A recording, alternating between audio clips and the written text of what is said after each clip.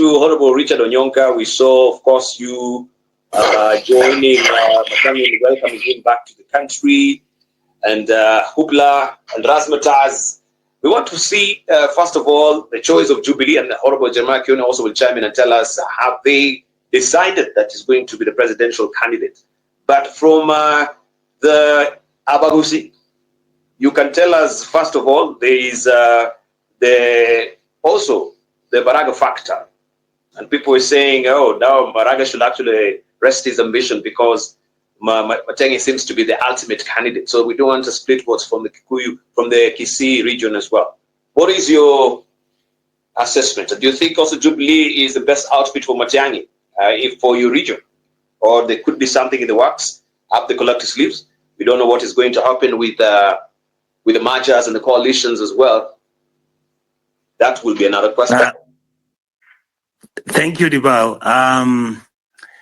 That's a very big story. I'll try and run through it. Number one, Fred came 2 days ago. As you're aware, he has been doing some consultancy work with international organizations to feed his kids after government left. So it was not a political exile? It was not a political exile? No, it was not. He was given a job, and he actually works. It's because last time I said the international organization, I was informed that I should not mention because of the confidentiality they've signed in the agreements and all that. So he then came Dibar, we forget that Matiang'I is also a professional. He was running a SUNY State University of New York parliamentary support program for many, many years. I was coming there. Yes, I was coming there. The truth is, my history with Fred Matiang'I is long. Many people may not know this. I was campaigning for Uhuru Kenyatta against Mzee Nyachae when the elections were running. And at that time, I had not decided who I was going to support. Later, Matiang'I looked for me and he said, no, your father is supporting the president, but locally here, what I would ask you to do is, can you please support us? Mzee is running. Then we became friends. Later, when I became a member of parliament, I then found Fred, other than meeting him during those campaigns, I then found him at the parliament where he was attached from the City University of New York, handling parliamentary affairs. And he was there for about 10 years. And he was always coordinating the drafting of the bills and everything. Then, after my winning the elections, then Uhuru wins, and then he becomes the CS. Then as we are moving, he now becomes on the other side, I'm in the opposition. I would then raise issues critically. And every time I found he was somebody who would listen. When I would there were times we would disagree because of strategy or because of the issues as they came out at that time. And all the time I found him to be engaging to me. I've met several individuals who also felt he was unassuming. He was somebody who felt he was too big for his job. That criticism, which I think is fair, because he himself has said that later, as he's now settled onto the job, he then realized that he had to change and begin to realize that the people were really the reasons why he was in office and all that. Whether you look at the successes or failures of Jubilee, my direct engagement with Fred is based on the three things which are constantly being mentioned. Particularly, he made me very, very comfortable with him when he tackled the issue of exam cheating. And the reality of it is that it was actually affecting Kisii more, because every year you would notice many schools from Kisii were being targeted, or they were actually participating in that. And it was very, very courageous for Fred to start dismantling the cartels which existed in Kisii and all the places in Kenya, the structure he set up. It's a long story which everybody knows. Then if you come to Interior, of course, many of the questions about his actions, what happened with Miguna, all these issues about the Yala deaths and all that, I believe he's strong enough and he understands and he knows that he must come and have an opportunity to be asked those questions, and he should answer them so that Kenyans can have confidence in him. Because like Haman has said, Matiang'I is a very interesting person. He is a quick, very, very quick learner. And I noticed as he was staying longer in the Uhuru Kenyatta government towards his last days, by the time William Ruto had left, he was actually even behaving more presidential. Some people felt he was too arrogant.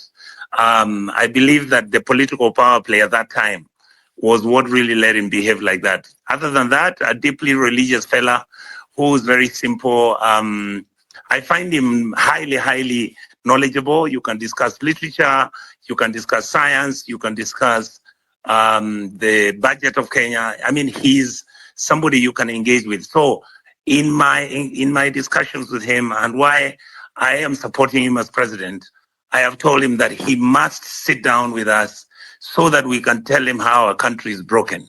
And he must pronounce himself what is going to be done, accepting international practice, make sure he will follow the law, make sure that it's going to be a 100 days. Obviously, he knows the issues of Kenya, the land question. He knows the issue of historical injustices. He knows the matters within the police service. In fact, we were really shocked when we came through the airport and the police officers who were there were just clapping at the guy. And we were like, what happened? So when we started asking them, I didn't know that police officers' allowances, which Matiang'I left them being paid, have all been slashed off. I mean, everything is being done as if I feel that I'm comfortable for this race. And the final thing I wanted to say, Dibal, is that we see Matiang'I as a good candidate. We don't see him as being above anybody else.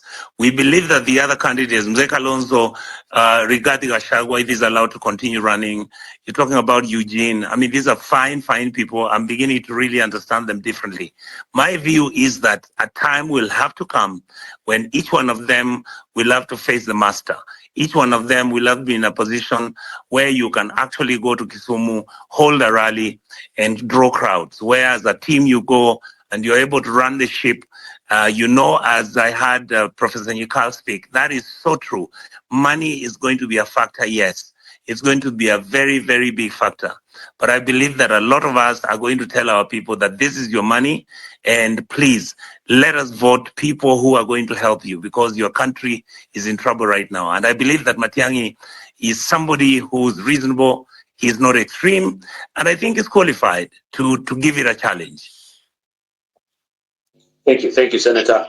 Allow me to just rope in Honorable Jeremiah Kioni on this as well. Just quite pointedly, I will ask, is Dr. Fred Matiang'I Uhuru's project?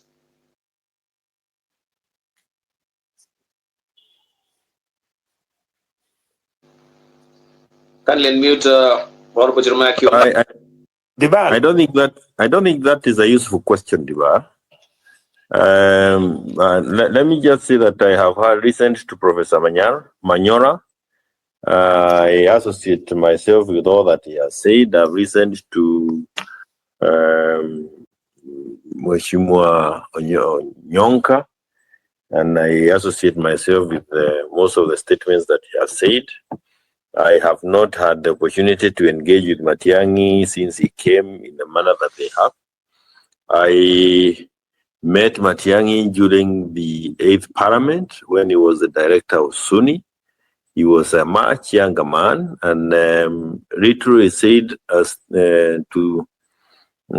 on how much he contributed, well, through SUNY, but also through his